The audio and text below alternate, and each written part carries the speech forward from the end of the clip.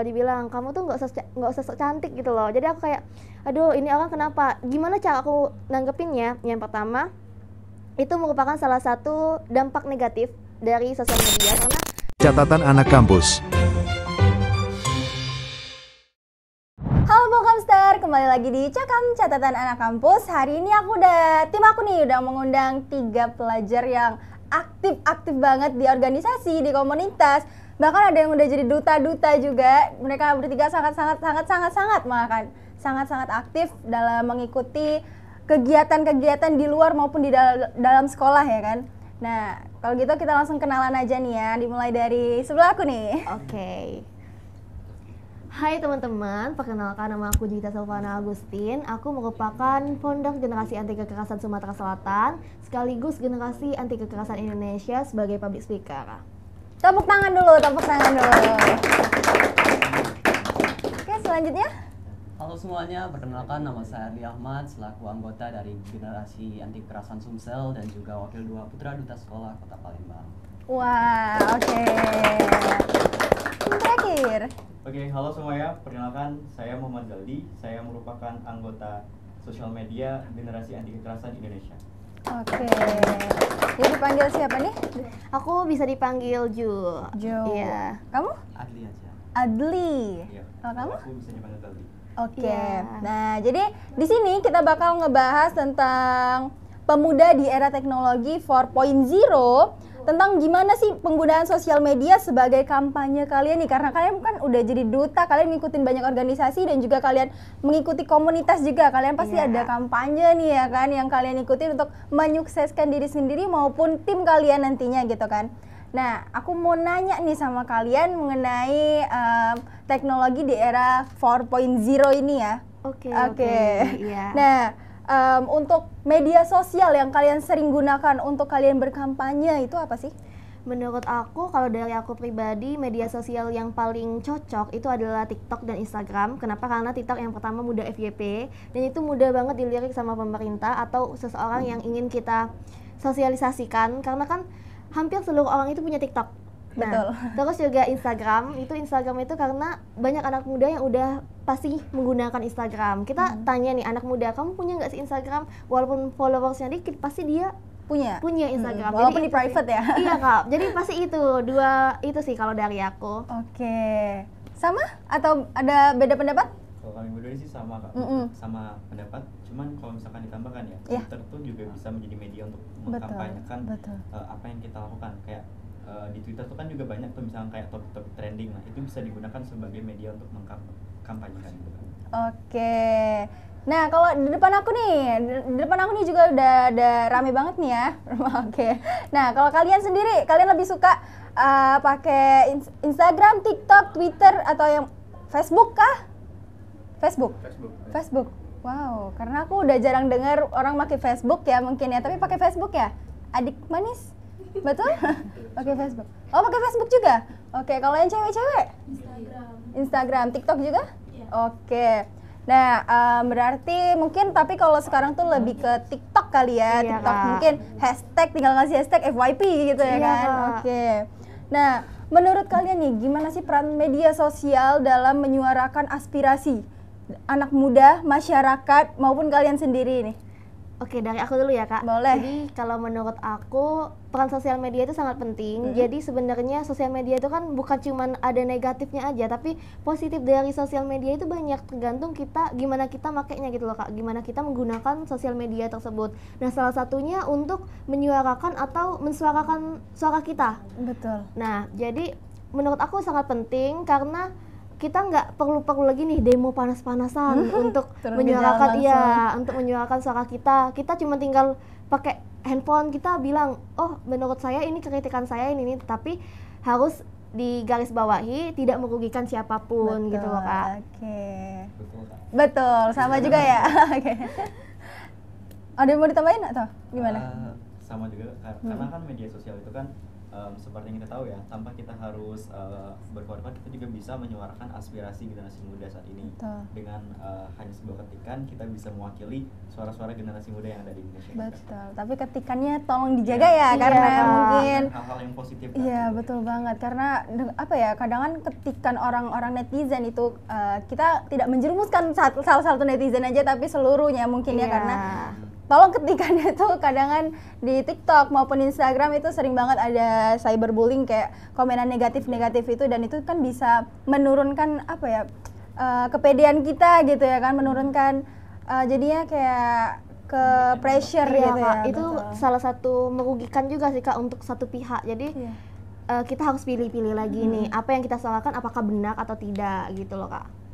Oke, jadi harus menggali-gali informasi, jangan kayak udah dapet informasi ini ternyata hoax langsung disebar Iya, gitu ya. betul, Kak. Oke. Nah, kalau untuk kalian udah pernah belum sih menggunain media sosial sebagai kampanye kalian untuk menyuarakan ataupun mungkin vote-vote yang bakal Oh, iya, iya iya. kan? Mungkin kalian kan karena kalian aktif banget nih ya. Pasti kan udah pernah nih. Boleh Iya. diceritain pengalaman Ini kalian? mau dari aku lagi atau kalian dari dulu aja? Adli mungkin ada. Adli. Mungkin dari Arli untuk kampanye sendiri belum pernah, tapi Arli pernah ikut untuk kampanye yang dimana mungkin trending akhir-akhir ini, yaitulah boykot Israel. Oh, Nah, oke. itu kan salah satu yang trending. Nah, itu mudah sebenarnya, tinggal upload di story, terus kita bisa ngebantu. Betul.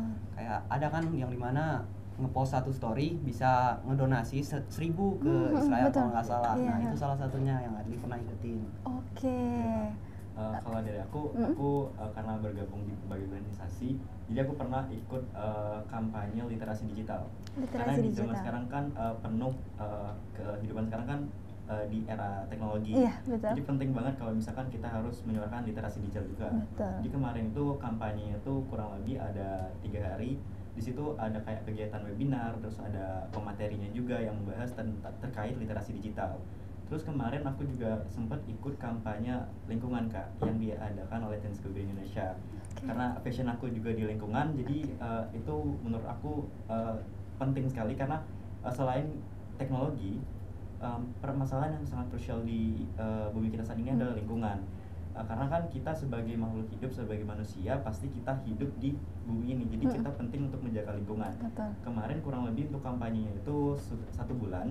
Di situ banyak materi dari terkait lingkungan digital, terus ada juga kayak materi bagaimana cara kita bisa aware sama lingkungan dan diri kita sendiri. Jadi kayak itu tuh membantu banget buat generasi muda, dan aku juga lihat kemarin tuh banyak peserta yang aktif dan ikut berpartisipasi dalam kampanye tersebut. Dan harapannya memang untuk generasi muda ke depannya, dengan kampanye itu dapat menciptakan generasi yang lebih baik ke depannya Kak. Tepuk tangan dulu. Tepuk tangan dulu. Wah, hebat banget nih. Karena emang dunia sekarang teknologi udah canggih, tapi kita nggak boleh lupa juga sama lingkungan ya kan. betul, Makanya betul. kamu sama tim kamu untuk kampanye mengenai lingkungan. Iya, Oke. Kalau Juwita. dari aku kan aku orangnya sedang sangat berfokus nih Kak ke anti bullying, karena itu emang suatu hal yang pengen aku suarakan banget. Aku kemarin di bulan 5 sempat ikut campaign anti bullying. Itu kami kayak menyuarakan anti bullying bersama beberapa orang volunteers. Nah, itu kalau nggak salah dapat penghargaan, itu berhasil menyelamatkan 5 anak dari bullying. Nah, terus juga ya pasti ya seperti kata Adli, aku juga pro Palestina, jadi aku sering banget ikut kampanye tersebut. Aku juga sempat buat video tentang Palestina karena menurut aku itu ada pelanggaran HAM di situ. Jadi aku sempat buat video untuk menyuarakan suara aku, dan juga ya betul banget aku sempat ikut literasi digital, tapi beda forum ya, karena aku dari Duta Inovatif Indonesia itu sempat bikin kayak poster-poster edukasi lah Kak untuk teman-teman agar menarik minat untuk membaca. Sama aku juga sempat narkotika juga, itu sempat aku kampanyein di media sosial gitu sih Kak. Tepuk tangannya lagi. Karena di depan aku nih, aku sebenarnya sedikit insecure ya. Karena ini prestasinya udah banyak banget, organisasi yang diikuti banyak banget, komunitas pun ada yang diikutin. Boleh sebutin komunitasnya apa? Oke, Mungkin boleh. boleh ya. Oke. Aku mungkin aku merupakan duta siswa anti narkoba. Aku juga komunitas pemuda pegiat HAM. Terus aku juga founder generasi anti kekerasan dan generasi anti kekerasan Sumatera Selatan. Terus aku juga duta inovatif Indonesia, aku juga duta pemuda Sumatera Selatan.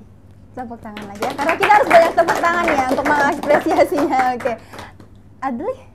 Untuk Adli sendiri mungkin di awal tadi udah ada yang disebutin, salah satunya anggota GAK Sumsel ya, sama salah satu dari berapa anggota dari Ikatan Duta Sekolah, dan juga Adli merupakan anggota dari komunitas pemuda penggiat HAM Sumsel, sama kayak Juwita, sama kayak Adli. Oke, tepuk tangannya lagi dulu ya. Terakhir nih. Kalau aku tadi sama-sama kayak Juwita dan Adli juga merupakan komunitas pemuda penggiat HAM Sumatera Selatan. Selain itu aku juga tergabung di Generasi Anti Kekerasan Indonesia dan juga bergabung di Lokal Indonesia. Gitu kan. Oke. Karena mungkin banyak banget prestasi dari kalian, aku juga agak sedikit bingung ya. Harusnya kita mungkin satu-satu tadi tuh ya. Oke, tapi nggak apa-apa. Kita di sini ngebahas tentang teknologi sekarang ini kan, zaman sekarang ini yang udah masuk. Sekarang tuh kan udah 4.0 dan bakalan masuk ke 5.0. Nah, dari yang kalian rasain nih tentang perkembangan teknologi di zaman sekarang ini, apa sih yang kalian rasain? Mungkin dari Boleh. aku, Iya. Boleh. Dampak dari teknologi sekarang ini ada dampak positif dan negatifnya. Betul. Kayak misalkan kita lihat zaman sekarang kan banyak generasi muda tuh menggunakan AI atau Betul. bisa kita sebut tuh ChatGPT. Iya. Nah, dampak positifnya kalau misalkan generasi muda itu menggunakan AI itu untuk hal-hal yang positif, maka akan memberikan dampak yang baik juga untuk dirinya sendiri dan juga orang lain. Namun kalau misalkan generasi tersebut menggunakan AI untuk kepentingan untuk hal-hal yang negatif, itu akan memberikan dampak yang negatif untuk lingkungannya sekitar. Selain itu juga kalau misalkan kita lihat sekarang banyak tuh kayak AI site ChatGPT itu kan yang betul. menyebar di internet dan juga di media sosial. Nah, balik lagi sih untuk dampak positif dan negatif itu tergantung pribadi yang menggunakan AI tersebut. Betul. Gitu sih Kak. Oke. Dari Adli. Ya mungkin salah satunya dari AI tadi ya kan, yang sudah Zaldi bilang. AI ini sendiri itu sebenarnya prinsipnya mudah. Sesuatu yang berlebihan kalau digunakan kan nggak baik, yang terlalu kurang juga nggak baik, karena bakalan nggak berkembang AI ini kalau nggak digunain. Jadi tergantung dari pengguna. Sebuah pisau bisa dibuat untuk memasak, bisa juga dibuat untuk membunuh. Nah, dari itu tadi Kak. Kalau dari aku setuju sama mereka. Jadi sebenarnya teknologi itu punya dampak negatif dan positifnya, tapi setelah aku timbang-timbang sebenarnya dampak positifnya itu lebih banyak, baik dalam bidang apapun itu, dalam bidang pendidikan, bidang hukum dan lain sebagainya. Itu sebenarnya teknologi itu sangat membantu. Tapi aku sempat jadi seseorang yang kontra akan AI atau akan semacamnya itu. Tapi setelah aku mendengar kata-kata yang berbahaya itu bukan AI, tapi yang menggunakan AI, itu aku langsung kayak, oh jadi aku harus jadi bagian dari penggunanya. Itu jadi motivasi aku banget, dan aku tahu, oh ini bukan sesuatu hal yang bahaya loh. Jadi menurut aku bagus dan sangat mempermudah hidup kita ya, AI. Kemajuan teknologi ya. Oke, tapi kan kalau menurut pribadi aku sendiri, boleh ya host ya. Oke. Dalam dunia pendidikan AI sering dipakai nih sama mahasiswa, pelajar itu sering banget dipakai, tapi kan mereka hanya mencari sebutkan ini langsung di copy paste ya kan, tanpa dia baca lagi atau dia pelajari lagi, sehingga pas ulangan itu bingung ya kan, jadinya kayak ini jawabannya apa, aku kayaknya nggak pernah dia belajar ini, padahal itu pernah, tapi mungkin mereka tuh mentah-mentah copy paste gitu ya kan, jadinya agak sebenarnya itu dampak negatifnya karena pengguna sendiri ya, sebenarnya AI itu diciptain untuk mempermudah, tapi kita juga harus ngerti penggunaannya itu gimana. Kita juga kalau di dunia pendidikan kita harus mengerti materinya dulu ya kan, jangan copy paste mentah-mentah aja gitu. Mungkin ya. Oke. Jadi kesimpulan itu dalam penggunaan teknologi ini tergantung kita untuk menyaring informasi dari AI tersebut.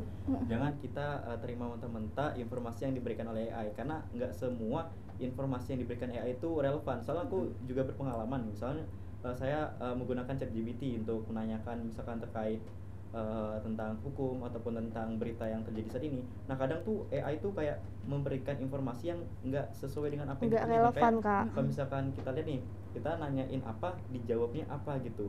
Terus banyak juga yang kayak misalkan nih kita nyari jawaban di ChatGPT. Nah, ternyata pas dicek ulang ternyata jawaban tersebut salah.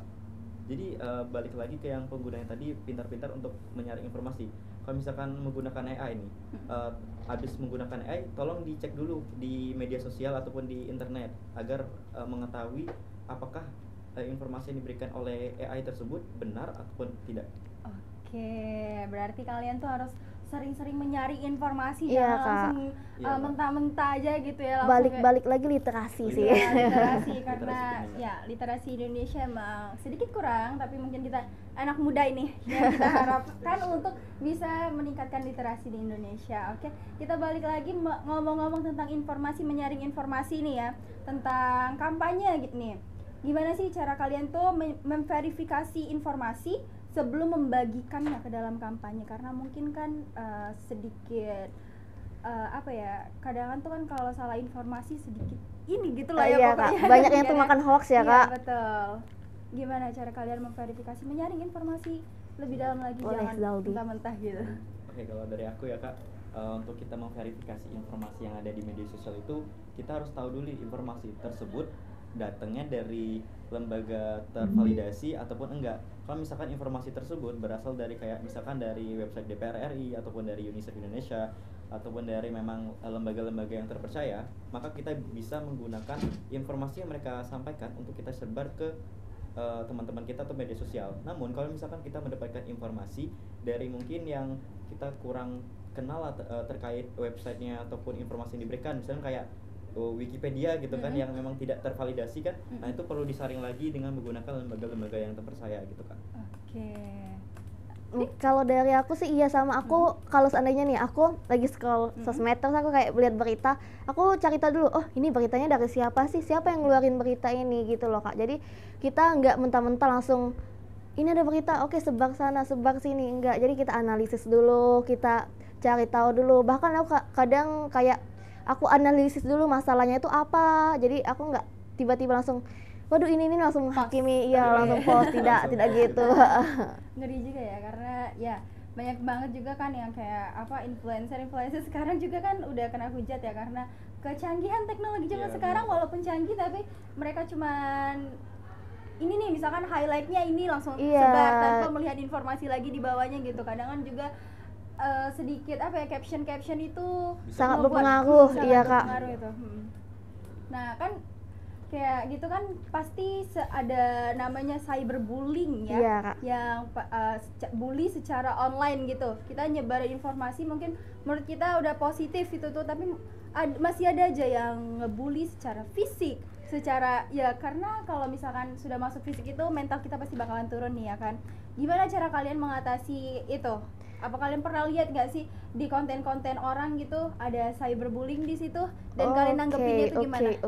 Oke, dari aku dulu mungkin ya. Jadi sebenarnya cyberbullying itu Iya, apa? juga. Jadi cyberbullying aku nggak perlu ngeliat konten orang. Kenapa? Karena konten aku pernah di cyberbullying. Oke. Jadi aku pernah kayak dikata-katain gitu. Kan aku sempet kemarin itu nggak salah, aku tuh kan suka buat konten puisi kan. Nah jadi aku tuh ada yang nge-DM aku gitu. Aku nggak tahu siapa itu. Aku kayak dibilang kamu tuh nggak usah sok cantik gitu loh. Jadi aku kayak aduh ini orang kenapa? Gimana cara aku nanggepinnya? Yang pertama itu merupakan salah satu dampak negatif dari sosial media, karena itu apa ya, pasti ada aja yang nggak suka sama kita. Nah di situ aku kayak mikir, kalau seandainya aku terpacu dengan satu omongan orang yang buat aku stuck, jadi aku nggak bakal maju nih.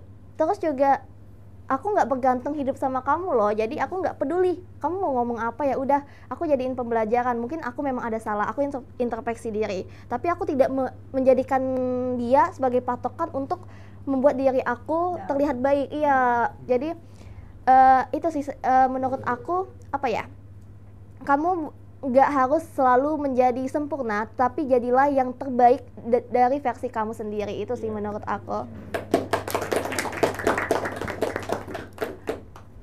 Aku kayak terdiam sih, speechless ya. Kalian tuh ngomongnya pinter banget, public speaking kalian mungkin karena kalian udah ngikutin banyak ya tadi kegiatan di luar maupun di dalam sekolah mungkin jadinya public speaking kalian udah terlatih banget nih ya. Oke, lanjut aja nih.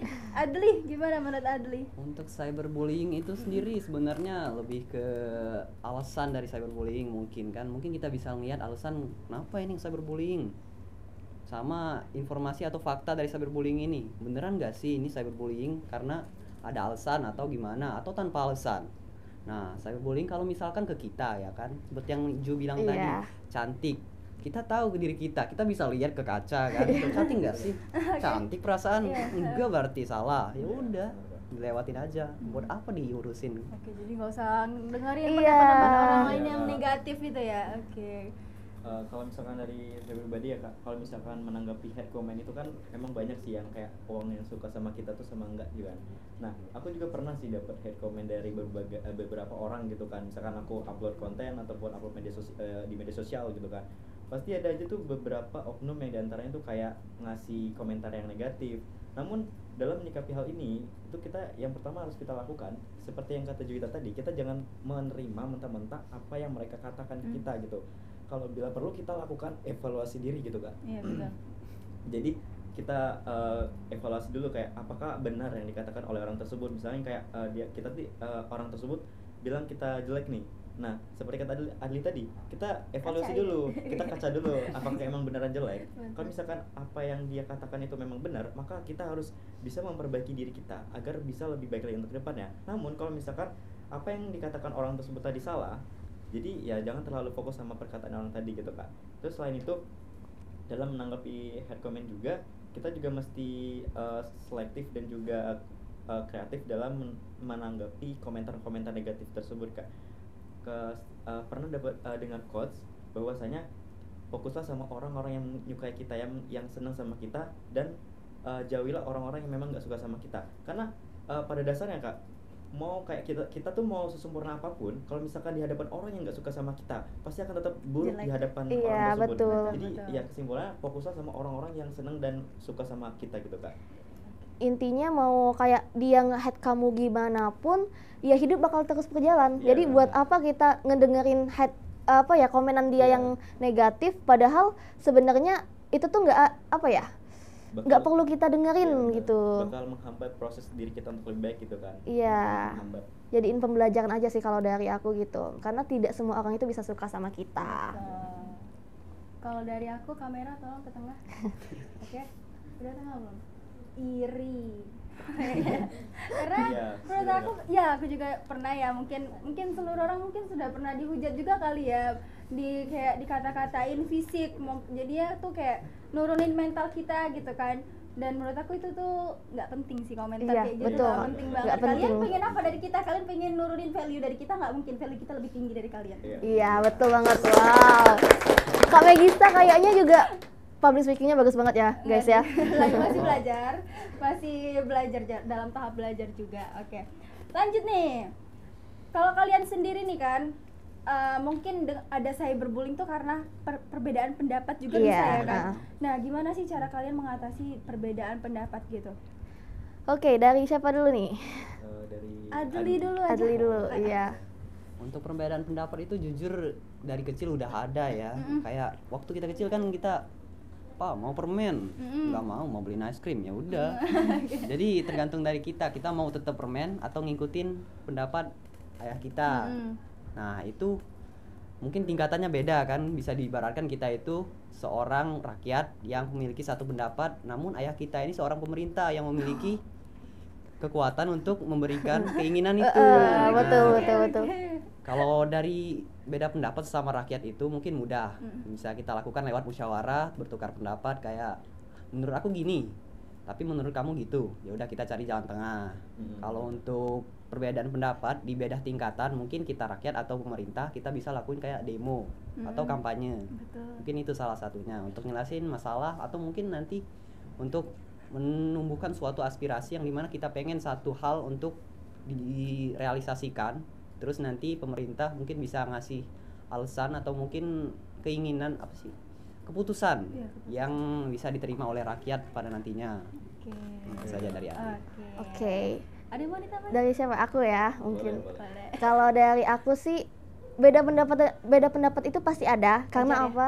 Karena kami bertiga sering banget beda pendapat dalam hal apapun itu. Kalau seandainya kami lagi bahas sesuatu, kami beda pendapat, kami bisa sampai debat. Itu benar-benar menurut aku beda pendapat itu pasti. Tapi menurut aku satu hal yang selalu diajarkan oleh orang tua aku, seandainya aku nih punya ilmu dan teman aku juga punya ilmu yang sama-sama beda, jadi kata orang tua aku, ilmu itu bukan sesuatu hal yang untuk didebatkan, bukan suatu hal yang harus didebatkan. Kenapa? Karena ilmu itu luas. Kamu cari ilmu sampai kapanpun pasti bakal ada ilmu yang tidak kamu ketahui. Jadi kamu jangan mau berdebat soal ilmu. Ilmu tuh selalu beda. Kamu tidak bisa memaksakan ilmu yang kamu pelajari dengan ilmu yang dia pelajari. Gini aja kak, orang biologi sama kimia itu pasti beda pendapat kan. Mungkin orang biologi bilangnya gini, ini Secara enggak ini, teori iya gini, secara gini. teori gini. Sedangkan kimia zatnya tuh gini Ini, loh. oke, Nah itu kan beda. Mau mereka kayak apa ya, debat, Koar-koar ya gitu. koar-koar, Nah, mereka debat, tetap nggak ada satu. yang menang. Karena itu apa? Karena memang itu perbedaan, dan perbedaan itulah yang membuat kita indah. Kita Iya, juga betul. di Indonesia ini kita berbeda ya, Iya, kita banyak benar. Bhinneka Tunggal Ika, itu berbeda itu indah. Jadi gitu sih menurut Iya, aku. gitu, Kak. Kalau dari aku sih kak, kalau menyikapi perbedaan pendapat itu ya pasti kita di dalam kehidupan masyarakat pasti tidak akan pernah jauh dari kata perbedaan. Karena dalam kita memandang sesuatu pun pasti beda dong. Kalau misalkan nih Juwita nih memandang Adli tuh misalkan sebagai seorang cowok misalkan ya Cowok ya, emang. itu kayak dalam perspektif lain Iya, gitu loh. betul. Kayak penglihatan orang itu kan beda-beda Iya, gitu. betul. Misalkan dalam menyikapi permasalahan cyberbullying tadi gitu kak, mungkin dari Juwita dia berpendapat A, terus dari Adli berpendapat B. Jadi antara pendapat si Juwita dan si Adli itu tidak bisa digabungkan. Namun kata si Adli tadi, kita harus bisa mencari jalan tengah dari Yaitu pendapat musyawarah. Nah, dan juga dengan adanya perbedaan pendapat kita bisa belajar untuk saling menghargai. Balik lagi di toleransi ya gitu kak, menghargai pendapat dari orang lain. Jangan sampai kita tuh mentang-mentang berbeda pendapat kita jadi kayak menghakimi orang tersebut gitu kak. Kalau bisa kita harus bisa juga menghargai pendapat dari masing-masing setiap individu. Itu yang akan menciptakan keharmonisan dalam suatu Betul. lingkup masyarakat. Ya balik lagi, Indonesia tuh berbeda-beda tetapi tetap satu Satu jua. Iya.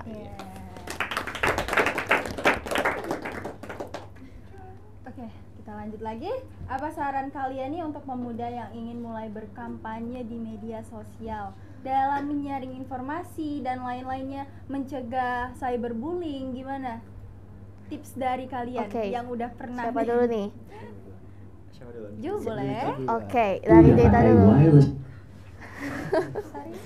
Dari cerita dulu. Oke. Aku juga sering bilang ini, aku sering live tentang ini. Mungkin ini termasuk ke personal branding ya kak. Jadi banyak banget orang-orang, temen-temen adik-adik kelas aku yang bilang, kak aku tuh sebenarnya pengen loh kak untuk ngebagiin prestasi aku, pencapaian aku ke sosial media. Tapi mereka itu kayak takut kayak aku takut nanti dibilang pamer. Tapi sebenarnya gimana ya? Itu tuh bukan pamer, itu tuh kayak kamu tuh menghargai pencapaian kamu sendiri gitu. Jadi nggak usah takut untuk memulai menyuarakan atau apapun itu. Lakukan apa yang kamu suka, karena apa?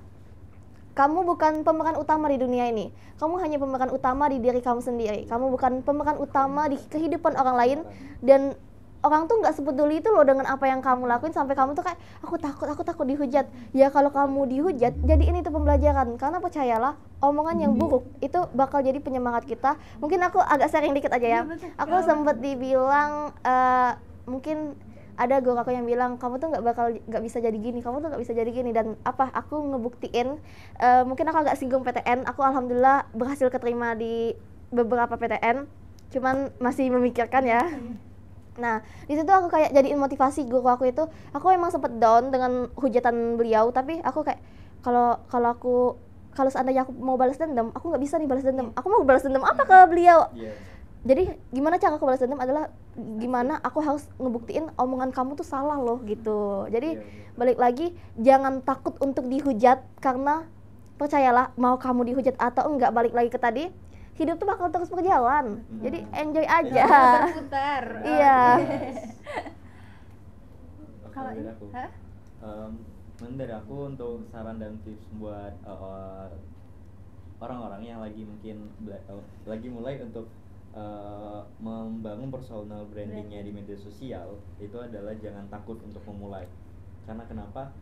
Seseorang yang sukses saat ini nggak mungkin mereka tuh awalnya tuh mereka tuh udah sukses, pasti mereka tuh ada di titik dimana mereka tuh terendah gitu loh kak. Iya, Kayak betul. misalnya mereka misalkan nih ada influencer yang sekarang ini projectnya tuh udah sukses banget, itu nggak mungkin dia bisa berhasil tanpa perjuangannya dari awal gitu. Iya, Jadi betul. balik lagi kalau misalkan kalian pengen memulai suatu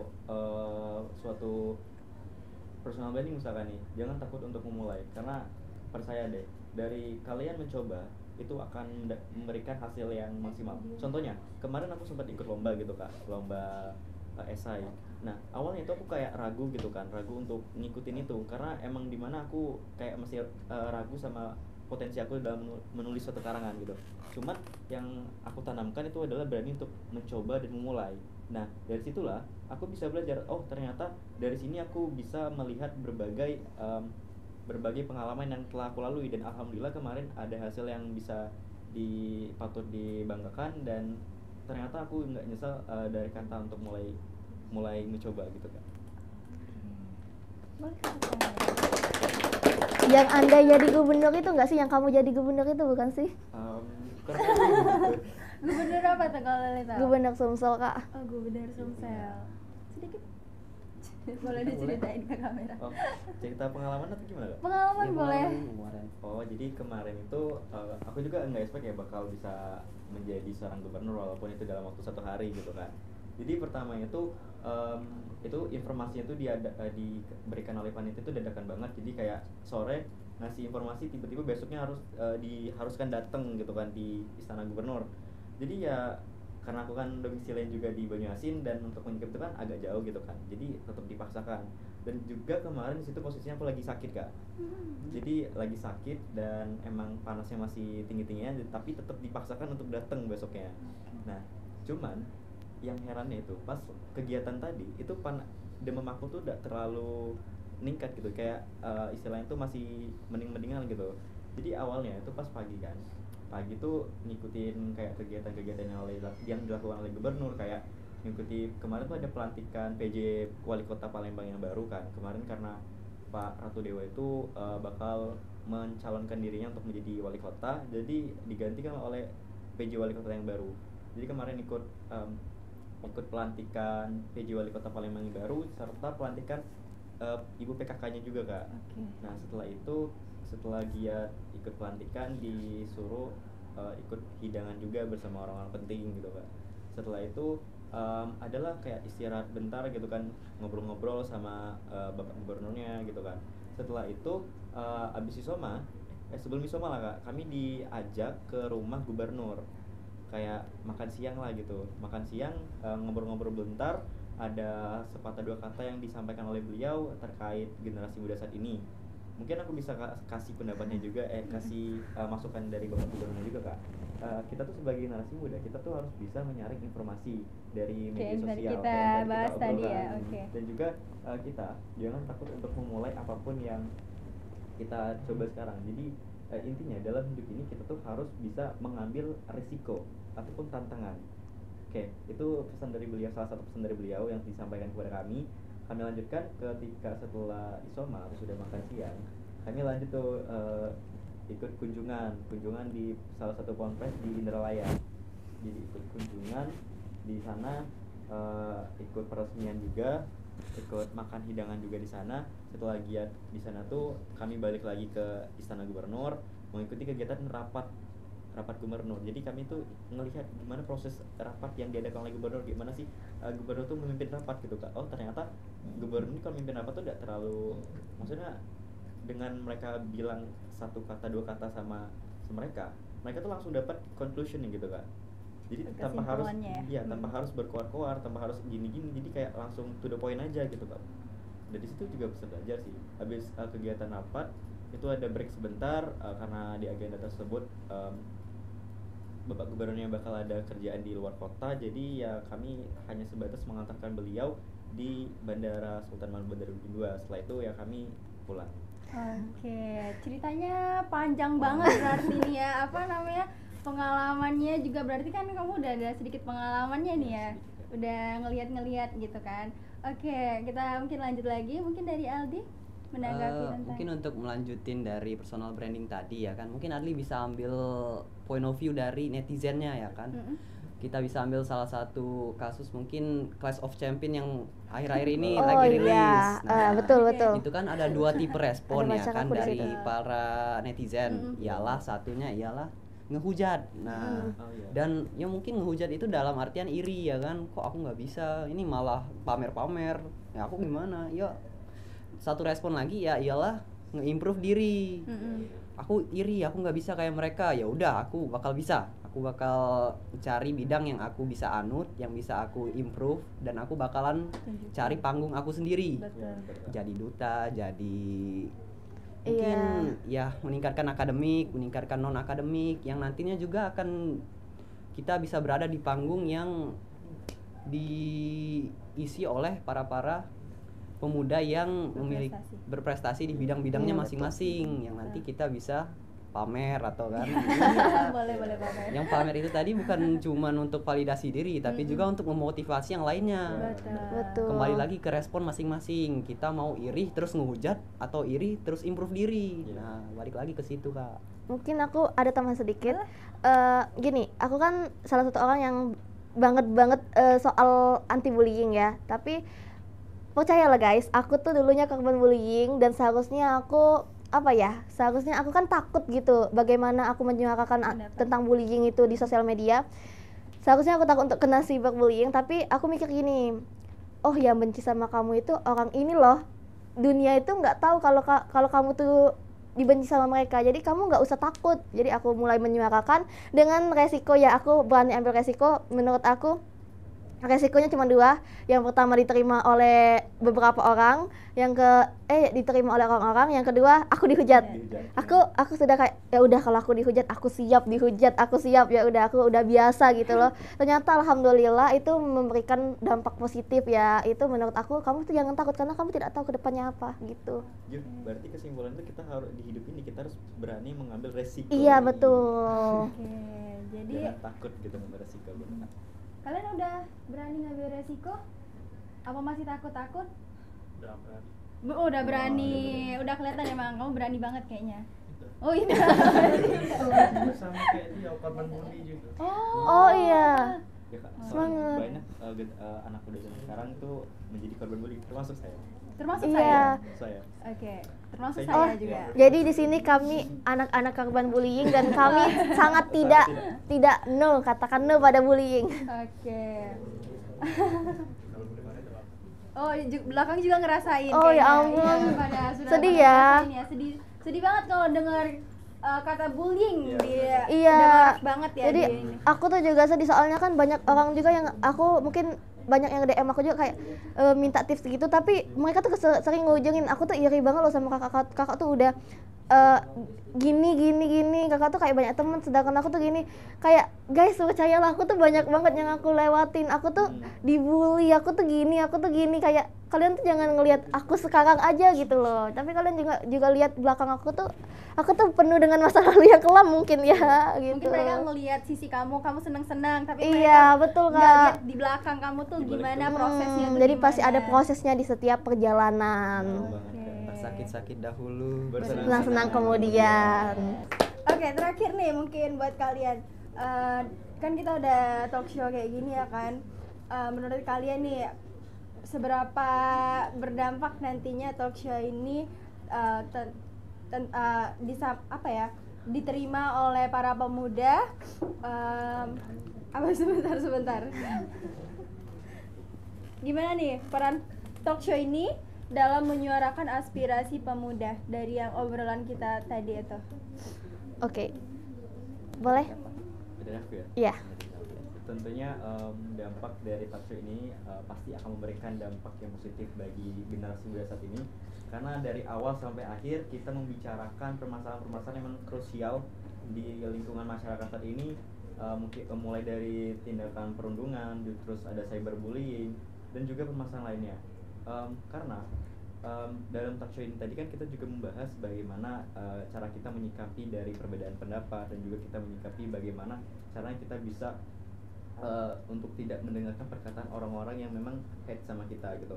Ya mungkin dari talk show ini juga akan memberikan kesan positif juga bagi kita semua, dan juga terutama Telkomtek, karena dari sinilah kita bisa menyuarakan suara generasi muda. Kalau misalkan kita tidak talk show kayak gini, kapan lagi kita bisa menyuarakan generasi muda saat ini? Karena banyak banyak generasi muda saat ini itu takut untuk menyuarakan suara mereka, karena mungkin ada di beberapa di antara mereka yang menjadi korban perundungan. Akhirnya mereka tuh tidak berani untuk menyampaikan pendapat mereka. Nah, dengan talk show ini itu bisa menjadi kesempatan bagi kita semua untuk menyuarakan apa yang kita rasakan dan menyuarakan apa yang dirasakan oleh generasi muda saat ini, agar kedepannya kita bisa menemukan solusi yang lebih baik lagi untuk mengatasi permasalahan ini, agar kita bisa mencapai tujuan hidup yang lebih baik, damai dan tentram. Iya, betul. Dari Adli. Ya, untuk Adli sendiri mungkin banyak harapan agar talk show ini bisa meningkatkan semua yang positif dan mungkin mengurangi semua yang negatif. Kita bisa ambil contoh dari tadi yang telah kita bahas, ialah perbedaan pendapat, penggunaan AI, hoax juga kan, cyberbullying, dan juga yang informasi-informasi yang salah yang harus kita saring lebih dahulu. Nah, itu bisa kembali lagi ke diri kita sendiri. Semuanya itu bisa kita mulai dari diri kita sendiri, kayak perbedaan pendapat. Nah, itu dari kita harus berpikir open minded. Iya, open minded, berpikir terbuka gitu. Iya, terbuka. Untuk cyberbullying juga kita bisa cegah dari diri kita masing-masing. Kalau kita ngelihat, kita cegah. Kalau kita pelaku, kita bisa lapor atau gimana. Dan untuk mungkin saring informasi. Nah, perundungan tadi kan saring informasi kita bisa pilah-pilah informasi terlebih dahulu. Nah, kembali lagi ke quotes yang udah dibilang Zaldi tadi, kita harus sebagai pemuda harus berani ambil resiko, berani memulai. Kalau nggak dari kita, dari siapa lagi? Nah, mungkin itu aja dari aku. Oke, kalau dari aku berharap banyak banget dari podcast ini. Semoga podcast ini nantinya bisa bermanfaat bagi orang lain, dan juga karena kita udah bahas banyak banget ya Kak, mungkin aku mau kasih tips ya buat kalian. Aku tuh sering banget, pastinya aku pernah ngerasa capek, dan kalau aku capek itu aku pastinya kayak cerita sama ayahku atau orang tua aku, tapi karena orang tua aku juga berangkatan, jadi aku satu hal yang selalu aku pegang dari aku masih kelas SMA gitu loh Kak, dari satu SMA aku tuh selalu, kalau aku capek tuh aku selalu bilang gini, aku tutup telinga aku, terus aku bilang, kamu tuh nggak harus sempurna, kamu tuh udah baik, kamu nggak harus sempurna, tapi kamu harus jadi versi terbaik dari kamu. Jangan capek, karena nggak usah takut untuk capek, nggak usah takut sama orang lain, karena semuanya akan membuahkan kebahagiaan. Kamu dilahirkan untuk kebahagiaan, keberhasilan, dan kebaikan. Keberkahan dan kebaikan akan selalu menyertaimu. Kamu tuh udah jadi yang terbaik dari kamu sendiri. Tetap melangkah ke depan dan tidak usah pikirkan mungkin lebih singkatnya, kamu nggak usah mikirin omongan orang lain, karena kamu adalah yang terbaik, kamu yang paling baik, dan kamu bisa jadi terbaik. Gitu sih kalau dari aku. Jadi kayak kamu tutup telinga kamu aja, karena kita punya dua tangan, kita punya dua tangan, kita nggak bisa nutup mulut orang sana sini, tapi kamu bisa nutup telinga kamu, dan ya udah katakan yang baik-baik aja di diri kamu sendiri gitu loh. Oke, mungkin ini cerita dari Juwita, dari Adli, dan juga Zaldi. Terima kasih banyak udah datang mampir ke Telkomtek, udah bersedia untuk talk show bersama aku. Nah, mungkin sampai sini dulu episode hari ini, sampai jumpa di episode selanjutnya. Bye-bye. Catatan anak kampus.